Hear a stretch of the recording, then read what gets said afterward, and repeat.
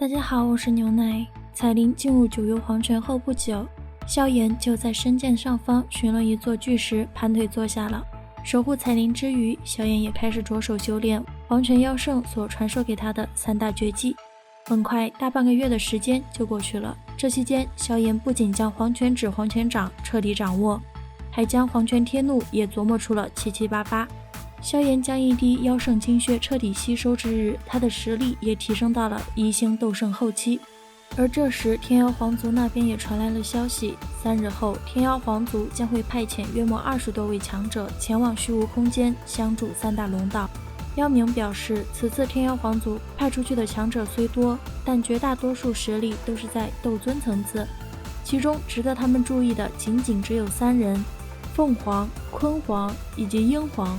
这3位都是天妖皇族的太上长老，号称天妖3皇，实力极强，3人联手之下，就是对上3星斗圣也有一战之力。其中凤凰乃是2星斗圣中期的强者，鲲皇是1星斗圣后期，鹰皇是1星斗圣中期。萧炎一听对方竟然出动了3名斗圣，脸色变得有些难看，沉默了半晌后，萧炎问起了己方此次会随行的人员有多少。妖明表示，除了自己会亲自相随，同行的还有6位长老，1位是终极半圣，其余5人则是在斗尊层次。这样的阵容在人数上很明显是逊色于天妖皇族。不过萧炎也知道，刚刚上任的妖明能调动这些人出来，已经是尽了全力了。想来如果不是妖啸天以及大长老作妖的话，九幽地冥蟒族也不会如此寒碜。片头看了看身旁的小医仙与青灵，想了想，两女目前若是联手，就连寻常半圣都是不惧的强横实力。萧炎表示足够了，只要能够将那天妖3皇搞定，其他人根本不足为虑。为了防止天妖皇族的人提前动身，萧炎决定即刻前往虚无空间蹲守。临走前，萧炎在九幽黄泉之上罩了一个空间结界，这样不仅能保护彩铃，还能在第一时间感应到异动。萧炎，时间差不多了，该动身了。小医仙从远处飞掠而来，落在萧炎身旁不远处，出声道：“萧炎微微点头，却还是在飞身离开前传音给彩铃：“彩铃，你便安心修炼，此处乃是九幽地冥蟒族大本营，妖明已经吩咐下去，将此处设为禁地，并且派遣强者设防，想必你也不会受到什么干扰。等你日后成功出关，便回星陨阁。”九幽黄泉之中，一庞大的身影听到这话，缓缓地睁开了七彩的眼瞳。先是抬头看着萧炎等人远去的方向，之后低下头望着九幽黄泉的深处，下定了某种决心。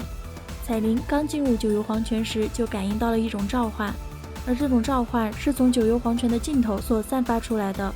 那种尽头并非是封印妖明的地方，而是在更深处。虽然被保护的感觉不错，但我还是喜欢比你更强。虽说现在有些困难，但总归也得要尽力。缓缓地眨动了一下蛇头，彩铃一甩蛇尾，就朝着召唤之地暴掠而去。虚无空间之中，萧炎一行人不知道等了多久，终于是等到了大鱼入网的时刻。大姐，3大龙岛今日大举进攻东龙岛，若是得我们相助的话，应该能够击溃东龙岛。鲲皇在为首的红袍女身旁沉声道：“哼，急什么？让他们多火拼一下，死得越多越好。”红袍女子目光一闪，淡漠的道：“嘿嘿，3大龙岛居然会寻求我们当帮手。”另一边的鹰皇也是怪笑着接话道。凤凰闻言不屑一笑，旋即挥了挥自己鲜红的袖袍，道：“等解决掉东龙岛，并且得到龙皇血脉之后，3大龙岛也迟早会被我们天妖皇族所铲除。”语毕，凤凰刚想提速，一抹危机之感陡然自其心中升起。下一秒，一波极端强悍的斗气劈炼就轰散了天妖皇族一行人排排站的整齐队伍。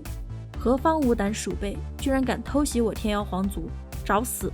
回神就见自己所带领的队伍变得死伤惨重，凤凰怒了，一掌便是对着下方的空间乱流轰去。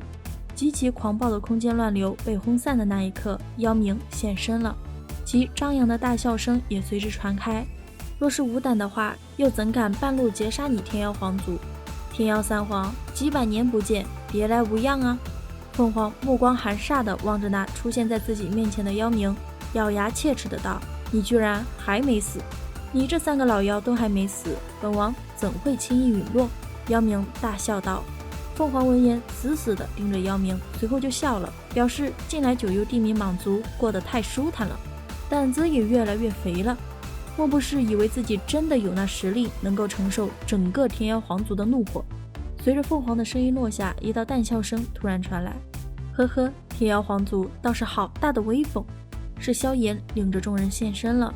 凤凰见此情况，脸色猛地一沉，正有些疑惑来人是谁的时候，他后方的凤青儿以及九凤就失声惊叫道：萧炎，你便是那个坏我天妖皇族未曾得到龙皇本源果的罪魁祸首萧炎。